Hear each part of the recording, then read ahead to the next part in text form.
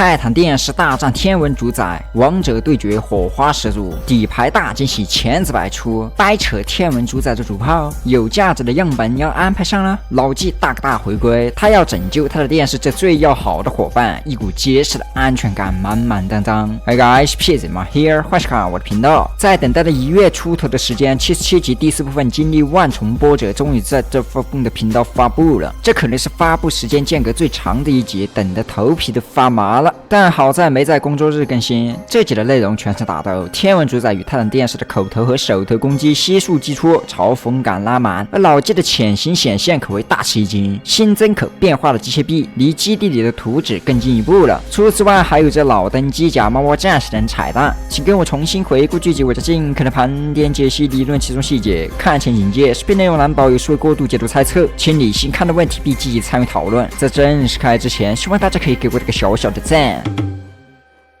前情回顾，联盟方与天文方的战斗持续僵持，虽获得了一定程度上的样本，但这些东西大多只能运用在一些非泰坦的单位身上，缺失顶尖科技的武装。联盟泰坦欲要更强，除了丰富战术之外，便是增强自身能力。而现今的科技水平对付同体型的天文单位十分的费力，那么要突破这个点亮更高级的科技点，唯有继续深入了解，获得更强大的样本。这便是泰坦电视出现在战场的主要原因。虽说表面是维护监控人撤离，事后也有着要走的样子，但实际可能是引诱更强大的天文单位出现，排除剧情需要的原因。只要泰坦级别的单位一出现，在天文的追击泰坦计划中，各地天文那无疑会疯狂的扑来。保险起见，现阶段泰坦没有丰富武装的情况下是不会轻易出现的，所以要打破僵局就需要出面，这样就能通过战斗来窃取部件。毕竟非泰坦的单位能做的极其有限。回到本集，在泰坦电视做着欲要离开的样子时，天文主宰来了。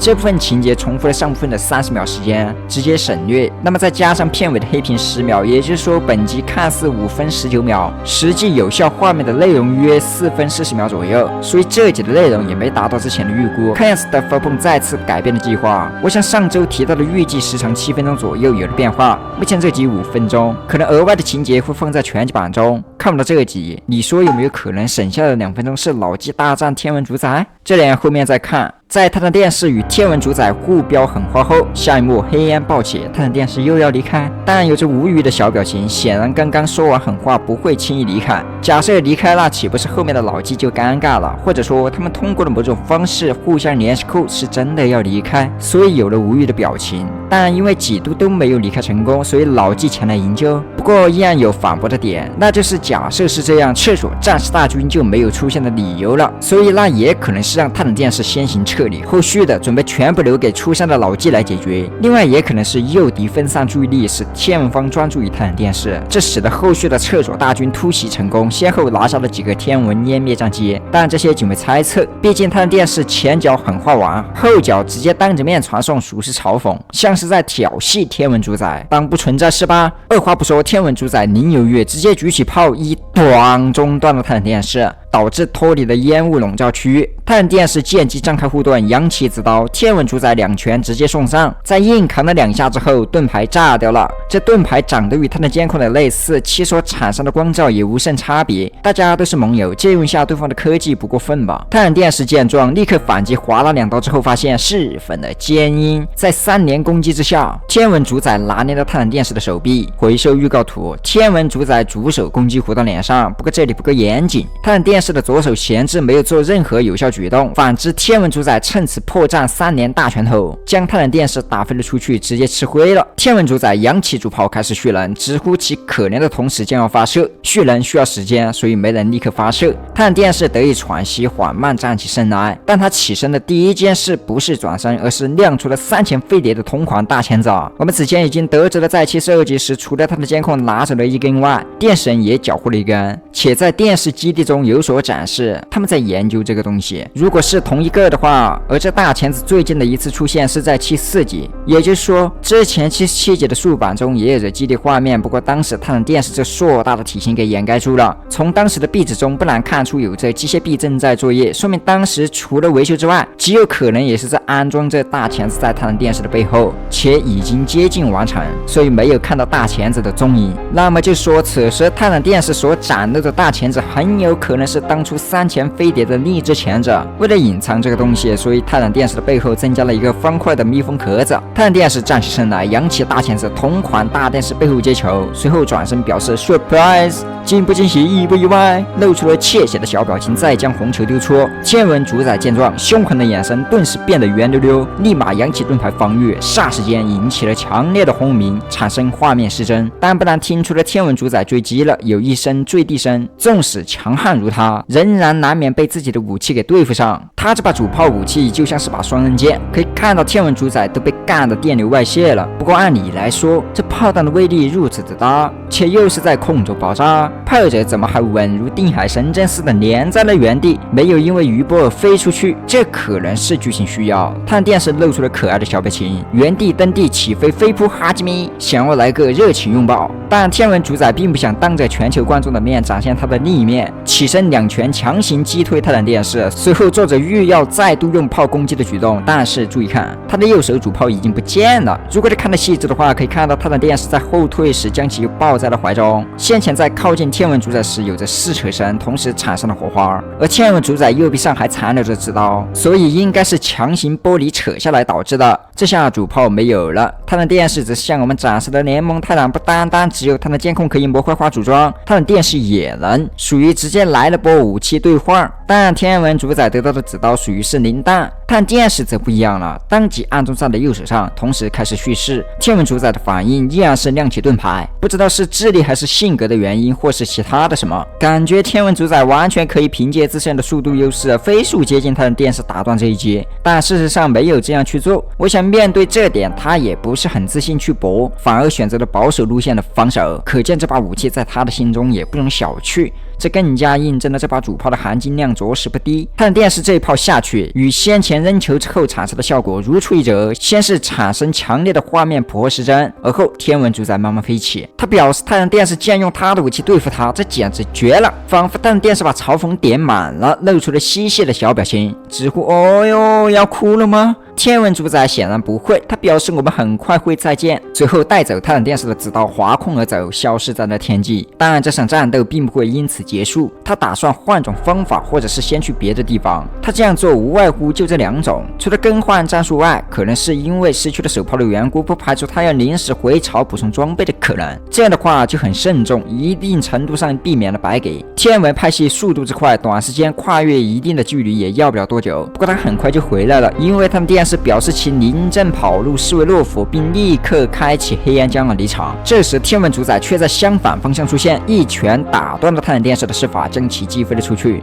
网友直呼表示这怕不是绕飞地球一圈啊？但8成可能不是。这个招数可以对照下3前飞碟对付老基，应该仅是消失在了视野后绕飞，从不同角度找寻破绽发起冲击，这样更加合理。毕竟这么短的时间，硬扛空气阻力绕飞地球一圈有点超模。从天文主宰外观来看，没有任何的变化，所以设想的回家拿装备也不成立。既然泰坦电视黑烟了，必须要第一时间出来阻止，否则这场战斗就结束了。口嗨斗狠这么久，显然不会仓促完事儿。这次天文主宰聪明了，利用了高速的优势逼近泰坦电视，从而触发近战连招。虽然泰坦电视在起身时就已经开始手炮蓄能，但依然来不及。天文主宰绕后直接3连，第一击破除泰坦电视能量盾牌，第2拳打飞爪刀，第3下摘掉泰坦电视大钳子。天文主宰表示起来干呀！趁说话的空隙，泰坦电视又要来个鱼死网破近距离发射炮弹，但天文主宰把住了他的右手，导致发射未命中。随后拔下了手炮丢在一旁，怎么不自将回去？难道被子刀卡住了？他再将插在右臂的子刀拔下，在左手旋转2周半后，将其投喂给了泰坦电视。顿时电视头2度被利器破坏，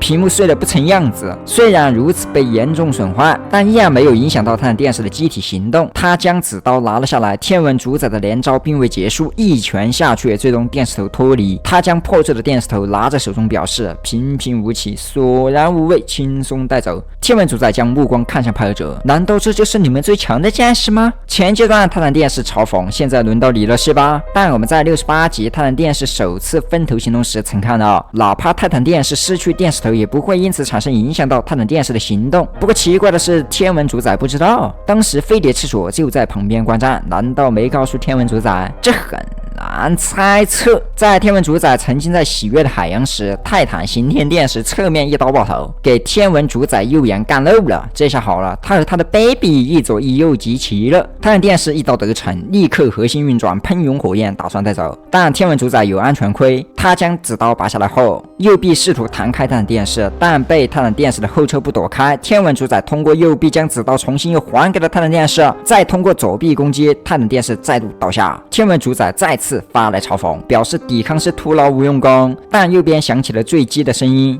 一位天文湮灭战机不受控的落下，引起了爆炸，吸引了天文主宰的注意力。只见另外2架湮灭战机正在朝着右侧发起攻击，他们表情严肃，显然遇到了棘手的对手，是成规模的厕所战士们，就跟过年似的热闹。除了前部分老几样包含机油剑、厕所精英、特种 DJ 等等外，还有一堆杂兵和变种类战士，更有猫猫战士赫然在列。那么这也算应了很久之前说到的喵喵会回归。除此之外，也回收了预告图。何况从战士们的后方飞起了5发带油桶的火箭，常规武器已经无法应付天文单位，这量级的武器是有必要的。虽然在空中被引爆了1发，但剩余好在命中了。爆炸之下，天文湮灭战机坠在了地上。随后一位变种战士近距离洗脸，见有反击之象。变种战士后撤的同时，手中的武器也在使用，是一些带有一点绿色的物质，可能是腐蚀武器。接着，湮灭战机的背后出现了个熟悉的单位，再看音容宛在。不过此前已经明确了老嘚儿已经嗝屁，断然不会是复活赛打赢了。很显然，这副机甲与此前老嘚儿机甲也颇相似，甚至还有那锃亮的头皮，可能是老登在世时另外的机甲。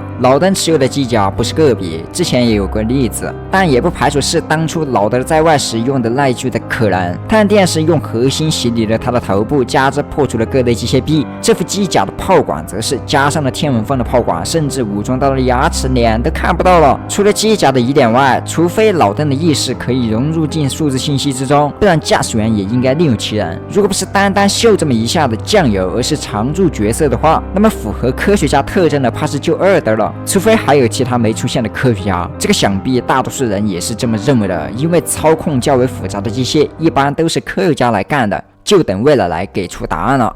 3连炮管输出之下，视角再度回到天文主宰，能站起来的泰坦电视站了起来，不过很快又被天文主宰一拳嗨坐下。天文主宰声称这些无法改变什么，很快泰坦电视就会遇到比死还惨的命运。我的评价是确实，不过老纪来了，这个命运暂时不能实现了。注意看右下方，老纪忽隐忽现，正在慢慢靠近天文主宰。好家伙，隐身科技点上了！当他靠近时，两侧炮管直接开始预热。随后他低吟轻声表示：“想我了吗？”听到这句带有熟悉声音的话，天文主宰当即转身，但迎接而上的是2管激光。虽然被命中，但在后退期间可以看到天文主宰已经开始生成盾牌，所以没有持续受到攻击。不过他的左肩位置燃起来了。天文主宰见状，称老纪为指挥官，并表示：“你怎么来了？”老纪回话：“你了解我的，我是不会抛弃我最好的朋友的。”好，看样子泰坦电视与老纪已经冰释前嫌，目前来看已经彻底的成为了战略合作伙伴。不过泰坦电视插了句：“你在乱说什么？”俗话说得好，打是情，骂是爱。纵使泰坦电视嘴巴上一直都在不情愿，但老纪依然在泰坦电视临危之际前来施予援手。我想这波之后，两人定会再有一些有趣的情节。同时，天文主宰对于老纪的立场也表示震惊，称他们的公爵不会原谅老纪的背叛，仅凭这些力量是无法抗衡我们的天文舰队。提到这个舰队，之前电视科学家也提到了音响人的舰队，可能迟迟没动静的音响人憋得手大的，这整的越来越期待他们的出场了。但老纪并不是吃素的，他们互相了解，这些对他来说并不是什么秘密，而老纪依然还有着底气与之抗衡。换一步讲，当你知道一个强大且难以撼动的人，你还要撂膀子就上，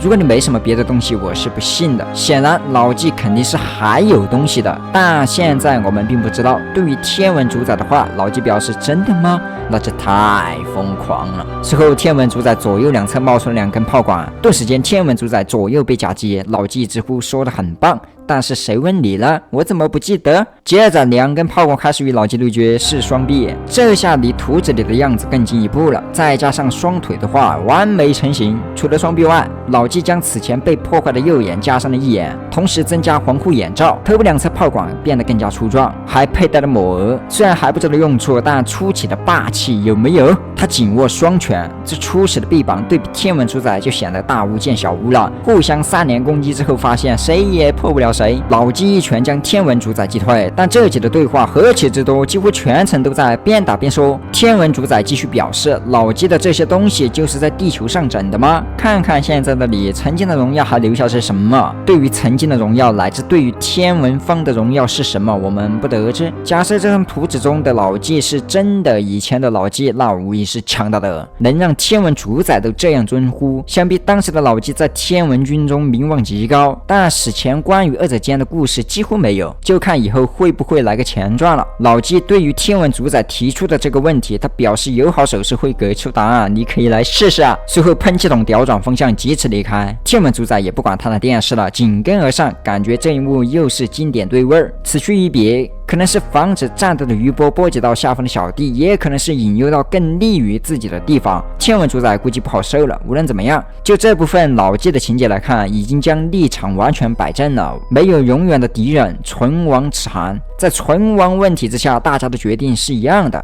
联合。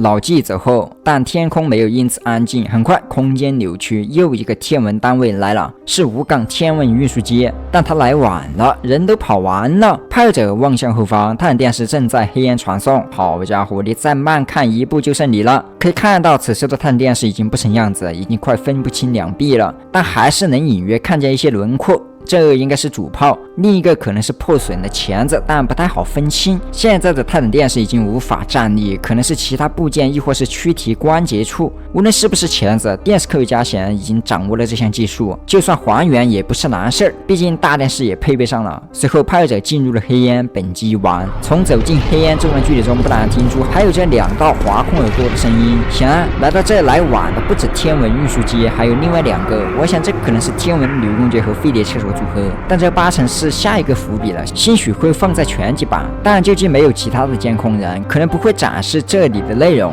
这集的内容照此前的问答来看，有着诸多未有展示的东西，还是与先前的话一样，在剧集正式出了前，随时可能会有变动，哪怕是采访问答也是仅供参考。你也可以将你的想法写在评论区。好了，本期的视频内容到这了，如果你喜欢的话，记得不要忘记点赞关注。我是 P4 班，我们下个视频再见。